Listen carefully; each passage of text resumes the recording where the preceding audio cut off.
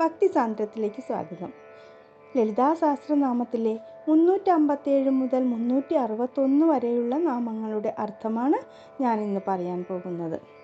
357 നാമം താപത്രയാഗ്നി സന്തപ്ത സമാഹ്ലാദന ചന്ദ്രിക. ഇത് അതിമനോഹരമായ ഒരു നാമം തന്നെയാണ്. താപത്രയം എന്ന് പറഞ്ഞാൽ മനുഷ്യൻ അനുഭവിക്കുന്ന 3 തരത്തിലുള്ള ദുഃഖങ്ങളാണ്.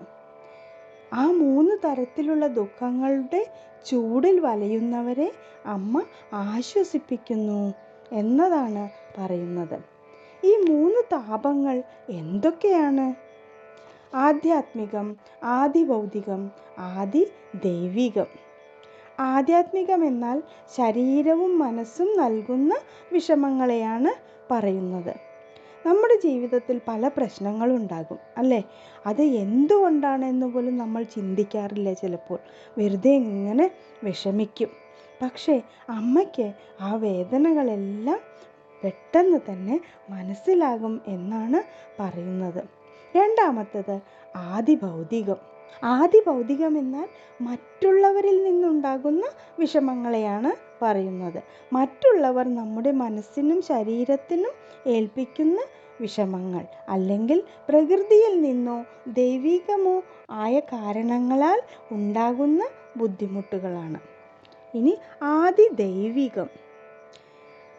ആദിദൈവികം എന്നാൽ പ്രകൃതിയിലും സാഹചര്യങ്ങളിലും നിന്നുണ്ടാകുന്ന വിഷമങ്ങളെയാണ് ആദിദൈവികം എന്ന് പറയുന്നത്.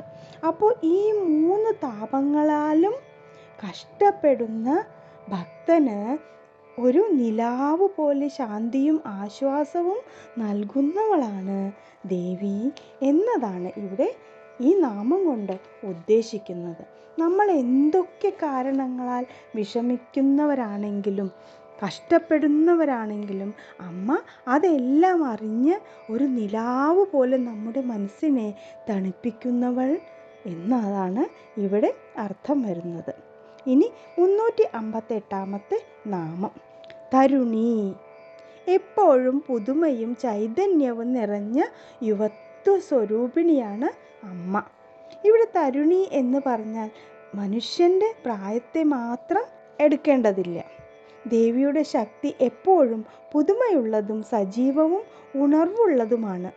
പ്രപഞ്ചത്തിൽ എത്രയൊക്കെ മാറ്റങ്ങൾ ഉണ്ടായാലും ദേവിയുടെ ചൈതന്യ ശക്തി എപ്പോഴും സജീവമാണ്.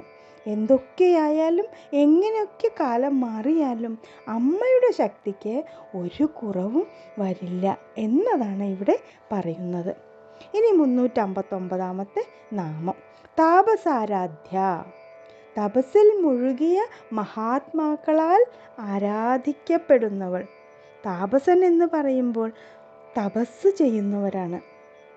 തപസ്സും ആത്മനിയന്ത്രണവും ചെയ്യുന്നവരാൽ ആരാധിക്കപ്പെടുന്നവൾ. ആഴത്തിലുള്ള ധ്യാനം കൊണ്ടും ആത്മനിയന്ത്രണം കൊണ്ടും ഭക്തി കൊണ്ടും അന്വേഷിക്കുന്നവർ എത്തിച്ചേരുന്ന ദൈവിക ശക്തിയാണ് അമ്മ. അമ്മയെ കണ്ടെത്താൻ എവിടെയും നമുക്ക് പോകേണ്ട ആവശ്യമില്ല അല്ലേ? ശാന്തമായ മനസ്സിലേക്കൊന്ന് നോക്കിയാൽ മാത്രം മതി. നമ്മുടെ മനസ്സ് ശുദ്ധമായാൽ അമ്മയുടെ അടുത്തേക്ക് നമുക്ക് പെട്ടെന്ന് തന്നെ എത്താൻ കഴിയും. ഇനി 360 നാമം തനുമധ്യ. ഇവിടെ ശ്രീവിദ്യാ തത്വത്തിൽ ദേവിയുടെ രൂപവിവരണങ്ങൾ വെറും സൗന്ദര്യവർണ്ണയല്ല എന്ന് നമ്മൾ മുമ്പ് പറഞ്ഞു അല്ലേ? അവയ്ക്ക് ഗൂഢമായ അർത്ഥങ്ങളുണ്ട്, തത്വ പ്രതീകങ്ങളുണ്ട്. ദേവിയുടെ രൂപത്തിലെ ഓരോ ഭാഗവും ദൈവിക ശക്തിയുടെ വ്യത്യസ്ത പ്രകടനങ്ങളാണ്, അല്ലെങ്കിൽ വ്യത്യസ്ത രൂപങ്ങളാണ് എന്നതാണ് ഈ നാമം കൊണ്ട് ഉദ്ദേശിക്കുന്നത്. ഇനി 361 നാമം തമോപഹ. തമസ് നീക്കുന്നവൾ. ഇവിടെ തമസ് എന്ന് പറഞ്ഞാൽ വെറും രാത്രിയുടെ ഇരുട്ടിനെ അല്ല പറയുന്നത്. നമ്മുടെ മനസ്സിലെ അജ്ഞാനം, മോഹം, വിവേകക്കുറവ്, തെറ്റിദ്ധാരണ, ഭയം, ആശയക്കുഴപ്പം ഇതൊക്കെയാണ്. ദേവിയുടെ ജ്ഞാനപ്രകാശം ഈ ഇരുട്ടിനെ നീക്കുന്നു. ഒരു ചെറിയ വിളക്ക് കത്തിച്ച് വെച്ചാൽ മതി. വലിയ ഇരുട്ടിനെ മാറ്റിയെടുക്കാൻ അല്ലേ? അതുപോലെ അറിവിൻ്റെ ഒരു ചെറിയ വെളിച്ചം മതി നമ്മുടെ മനസ്സിൻ്റെ ആശയക്കുഴപ്പം മാറ്റിയെടുക്കാൻ. ആ ഇരുട്ട് മാറ്റിയെടുക്കുന്നവളാണ് അമ്മ അല്ലെങ്കിൽ ദേവി എന്നാണ് ഇവിടെ പറയുന്നത്. എല്ലാവർക്കും നല്ലത് വരട്ടെ. ലോകാ സമസ്ത സുഖിനോ ഭവന്തു. ഓം ശിവശക്തിക്ക് രൂപിണ്യൈ നമഃ.